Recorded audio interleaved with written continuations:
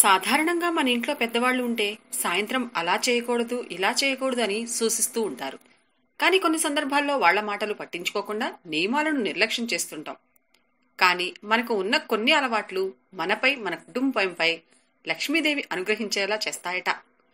హిందువుల ప్రకారం లక్ష్మీదేవిని సంతోషపెట్టినప్పుడు, మన ఇంటిని ఆమె ఆకర్షించేలా చేసినప్పుడు సంపద శ్రేయస్సు ఎప్పటికీ మీ ఇంటిని వదిలి వెళ్లదు. సంపద శ్రేయస్సు పొందడానికి రకరకాల మార్గాలు ఉన్నాయని మన శాస్త్రాలు, హిందూ పురాణాలు చెబుతున్నాయి. లక్ష్మీదేవి అనుగ్రహం పొందితే ధనం మన ఇంటికి వస్తుందని చెబుతారు.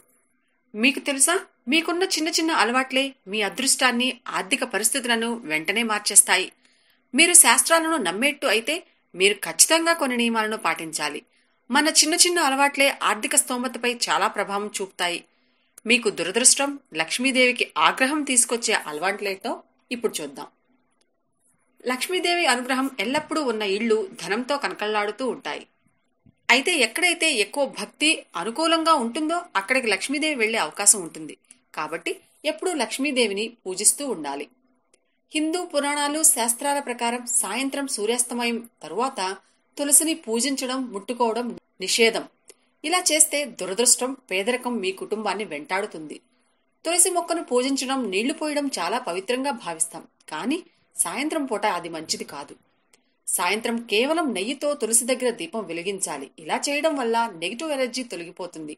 అలాగే లక్ష్మీదేవిని ఇంటికి ఆకర్షించవచ్చు. సూర్యాస్తమయం తర్వాత చెత్త ఊడవటాన్ని అపవిత్రంగా భావిస్తారు. శాస్త్రాల ప్రకారం సూర్యాస్తమయం తర్వాత చెత్త ఊడవడం వల్ల మీ సంతోషాన్ని, అదృష్టాన్ని కూడా ఊడ్చేసినట్లు అవుతుందట. సాయంత్రం సమయంలో శారీరకంగా కలవడం వంటి పనులు మంచిది కాదని శాస్త్రాలు చెబుతాయి. హిందూ పురాణాల ప్రకారం సాయంత్రం సమయంలో శారీరక సంబంధం దురదృష్టాన్ని తీసుకొస్తుంది. సూర్యాస్తమయం సమయంలో నిద్రపోవడం వల్ల దురదృష్టంతో పాటు నెగిటివ్ ఎనర్జీ తీసుకొస్తుంది. అలాగే సాయంత్రం పూట నిద్రపోతే ఒబిసిటీ, ఇతర అనారోగ్య సమస్యలకు కారణమవుతుందని శాస్త్రాలు చెబుతున్నాయి. తిన్న వెంటనే పాత్ర శుభ్రం చేయకపోతే శని, చంద్రుల దుష్ప్రభావం మీ మీద పడుతుంది. అలాగే అన్నం తిన్న వెంటనే ప్లేట్ శుభ్రం చేయడం వల్ల లక్ష్మీదేవి అనుగ్రహం, సంపద, శ్రేయస్సు పొందగలుగుతారు.